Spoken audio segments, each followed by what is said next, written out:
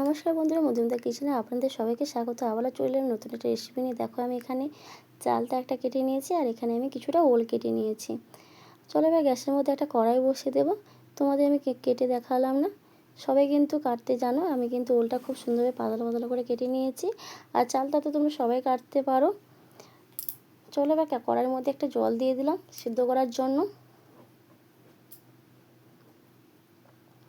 চলো আমি আগে কিন্তু ওলগুলো সিদ্ধ করতে দিয়ে দেবো, কারণ যদি চালটা ওল দেওয়া হয় তাহলে কিন্তু ওলগুলো কিন্তু সিদ্ধ হবে না। তাই জন্য আমি ওলটা কিন্তু অবশ্যই আগে সিদ্ধ করতে দিলাম।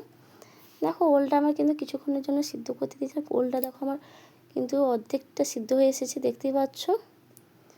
এবার আমি কেটে রাখা চালটাগুলো দিয়ে দেবো ওলের মধ্যে, দিয়ে একসঙ্গে আমি আবারও ভালোভাবে সিদ্ধ করে নেব।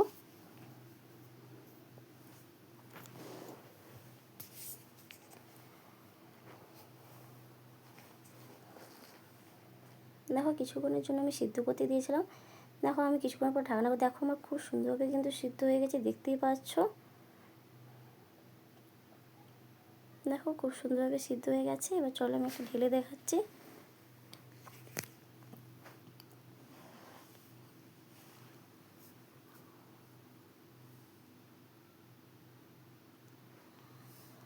গ্যাসের ফ্লেমটা বন্ধ করে আমি এটা ঢেলে নেব পানির মধ্যে একটা।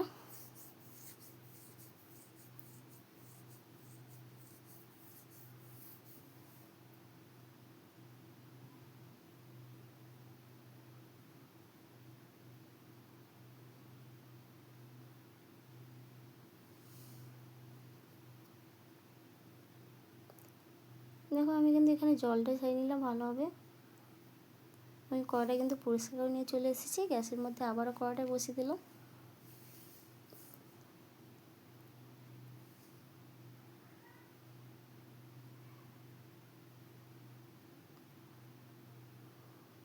এদিকে আমার কড়াইটা গরম হতে থাক, আমি এখানে ওলটা আর চালটা একটা বেলার মধ্যে নিয়ে নিলাম।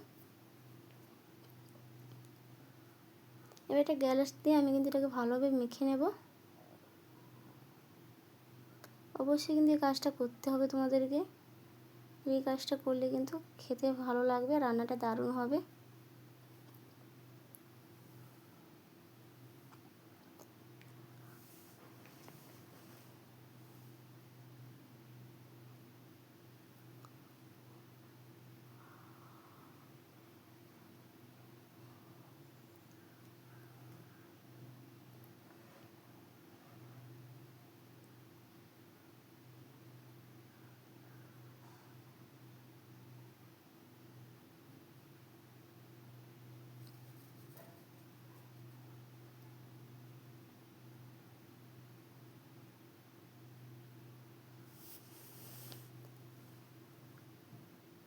দেখো, আমি কিন্তু ভালোভাবে কিন্তু মেখে নিয়েছি।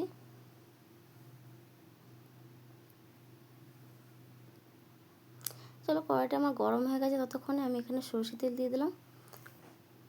তোমরা এখানে সাদা তেলও রান্না করতে পারো, আমি এখানে সরষে তেল ব্যবহার করলাম।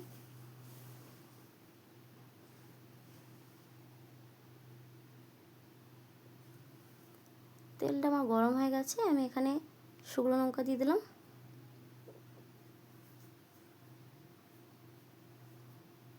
শুকনো লঙ্কাটাকে ভালোভাবে ভেজে নেব। কিছুটা আমি পাঁচ ফোড়ন দিয়ে দিলাম, দিয়ে আমি আবার ভালো মিশিয়ে নিচ্ছি তেলের সাথে। কিছুটা আদা বাটা দিয়ে আবার তেলের সঙ্গে কষিয়ে নেব।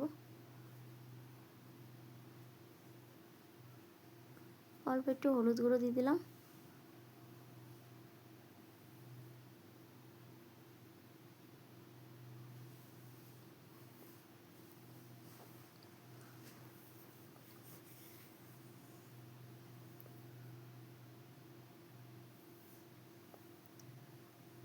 আর একটা তেজপাতা দিয়ে দিলাম।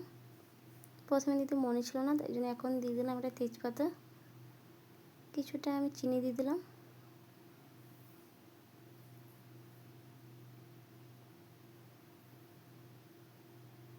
কিছুটা হলুদ দিয়ে দিলাম।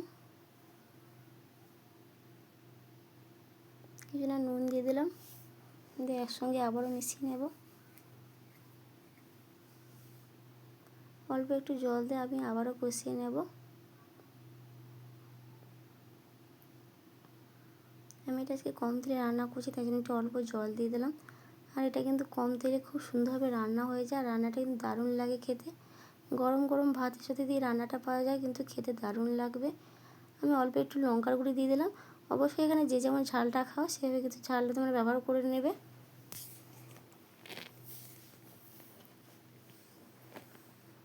এখানে কিছুটা আমি জিরা বাটা দিয়ে দিলাম, দিয়ে আমি সিদ্ধ রাখা চাল তার ওলটা আমি মশলার মধ্যে দিয়ে দেবো, দিয়ে আমি আবার ভালোভাবে কষিয়ে নেব।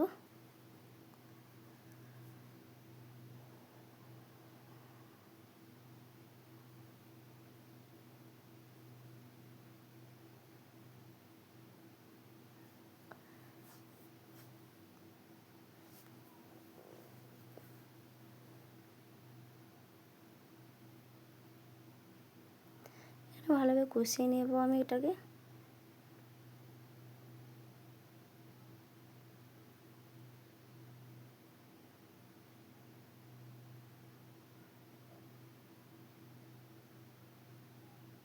এইভাবে রান্নাটা করে দেখো, কিন্তু খেতে দারুণ লাগে। অবশ্যই তোমরা স্কিপ করবে না, এটা পুরো দেখার অনুরোধ থাকলো।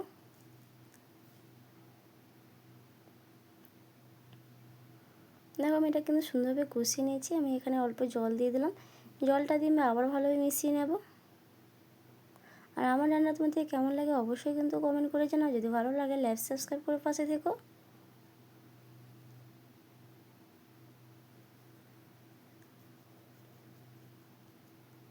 দেখো আমার মেশানো হয়ে গেছে, আমি আবারও অল্প একটু জল দিয়ে দিলাম। জলটা দিয়ে আমি আবার ভালোভাবে মিশিয়ে নেব।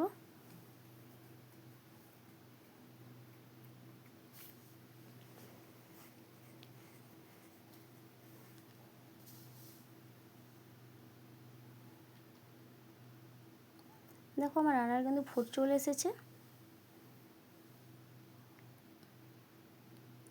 কিছুটা সরষে বাটা দিয়ে দিলাম। অবশ্যই এটা কিন্তু লাস্টে সরষে বাটা দিতে হবে ফুটে, নাহলে কিন্তু তিতকুটি ভাব চলে আসবে। আমি সরষে বাটাটা দিয়ে আমি আবার ভালোভাবে মিশিয়ে নেব।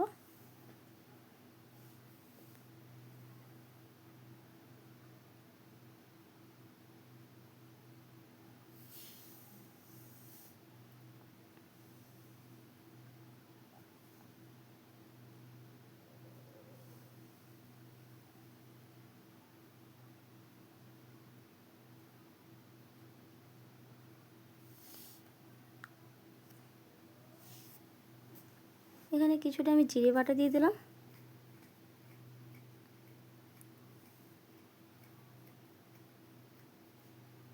দিয়ে আমি আবার ভালোভাবে মিশিয়ে নেব।